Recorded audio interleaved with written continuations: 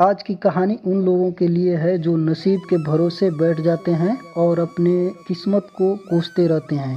बात कड़वी है लेकिन सच्ची है। तो आज की कहानी आपको शिक्षाप्रद लगे तो चैनल को सब्सक्राइब और वीडियो को एक लाइक और कमेंट जरूर करें। पुराने समय के इंद्रप्रस्थ गांव में एक धनी मनी जमींदार रहता था, जिसके धन संपत्ति के चर्चे चारों तरफ फैले थे। जमींदार के परिवार में पत्नी के अलावा एक बेटी भी थी, जिसका कुछ समय पूर्व विवाह भी हो चुका था। जमींदार ने बेटी की शादी से पहले अपने होने वाले दामाद की अच्छे से जांच पड़ताल भी की थी। बेटी की भविष्य की जानकारी पंडित से सुनिश्चित कराई थी, लेकिन शादी के कुछ सालों बाद बेटी दामाद सड़क पर आ गए थे। दामाद की बुरी आदतों के चंगुल में फंसकर जुआ और शराब की बुरी लत उन्हें सड़क पर लाकर खड़ा कर दिया था। बेटी की ऐसी दशा देख जमींदार की पत्नी काफी दुखी होती थी और अक्सर जमींदार से उनकी मदद करने को कहती थी। जमींदार हमेशा की तरह अपनी पत्नी को यह कहकर उनकी मदद करने से मना कर देता था कि अभी कुछ समय तक उनका बुरा वक्त और रहेगा। हम चाहे कितनी भी कोशिश कर लें, जो उनके नसीब में है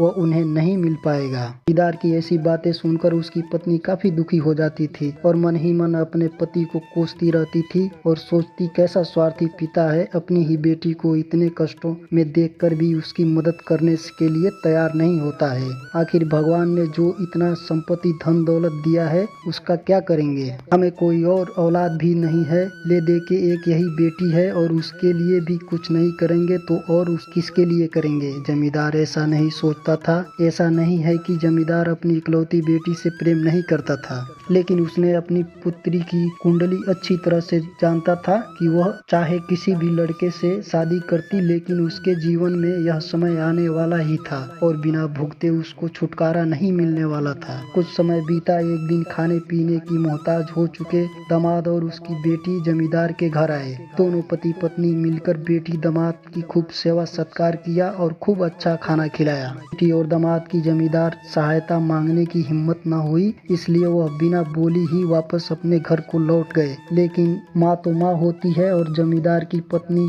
से रहा नहीं गया और बिना जमींदार से पूछे कुछ लड्डू बनाकर उसके अंदर सोने के सिक्के रखकर चुपके से बेटी और दामाद को दे दी, ताकि कुछ आर्थिक मदद हो जाएगी। लेकिन बेटी और दामाद को लड्डू में छिपे सोने के सिक्के की खबर नहीं दी थी।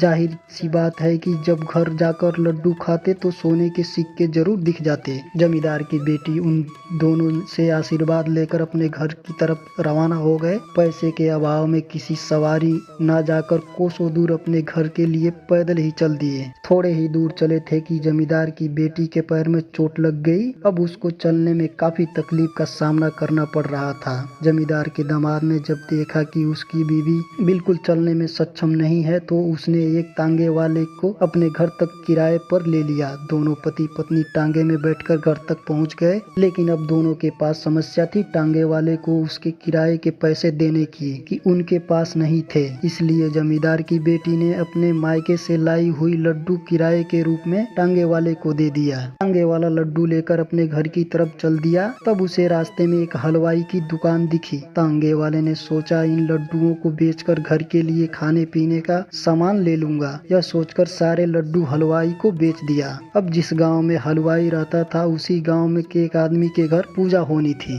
पूजा में लगने वाले प्रसाद के लिए उस आदमी ने उसी हलवाई से लड्डू लिए, जहां उस पर टांगे वाले ने लड्डू बेचे थे। हलवाई भी उस आदमी को वही लड्डू दे दिए जो टांगे वाले से लिए थे, क्योंकि हलवाई जानता था ज्यादा दिन तक लड्डू रखने से खराब हो सकता है। दूसरी तरफ पूजा समाप्त होने पर प्रसाद के रूप में कुछ लड्डू जमींदार के घर भी भेजा गया। जब जमींदार अपने घर खाना खाने के लिए बैठा तो प्रसाद में मिला हुआ लड्डू में से सोने का सिक्का मिला। यह देखकर जमींदार की पत्नी की आंखों में आंसू बहने लगे। जमींदार ने अपने पत्नी से रोने का कारण पूछा तो उसकी पत्नी जमींदार को सब कुछ बताया और जमींदार की बातों पर भरोसा न करने के लिए माफी मांगी। जमींदार ने पत्नी के आंसू पोंछते हुए कहा कि तुम्हारी तरह मैं भी हमारी बेटी से बहुत प्रेम करते हैं, लेकिन अगर हम उसकी अभी मदद करते तो दामाद हमसे हमेशा ऐसे ही मदद की अपेक्षा रखेगा और अपनी बुरी आदतों को कभी नहीं छोड़ेगा। अब जमींदार की पत्नी भी जमींदार की बातों से सहमत हो गई। कुछ समय बीतने के बाद जमींदार की बेटी और दामाद फिर फिर से एक बार जमींदार के घर आए। इस बार उनकी परिस्थिति पहले से काफी बेहतर थी, क्योंकि पिछली बार खाली हाथ जाने के बाद जमींदार के दामाद ने नया काम शुरू किया था, जिसके कारण उनकी पैसे की तंगी काफी सुधर चुकी थी। इसके साथ ही उसने अपनी सारी बुरी आदतें छोड़ भी दी थी। दोस्तों, नसीब का लिखा नहीं बदलता, लेकिन अपनी कड़ी मेहनत से आप अपना किस्मत जरूर बदल सकते हैं। तो यह कहानी आपको कैसी लगी कमेंट करके जरूर बताना, और ऐसे ही ज्ञानवर्धक जानकारी के लिए चैनल को सब्सक्राइब और वीडियो को लाइक जरूर कर देना।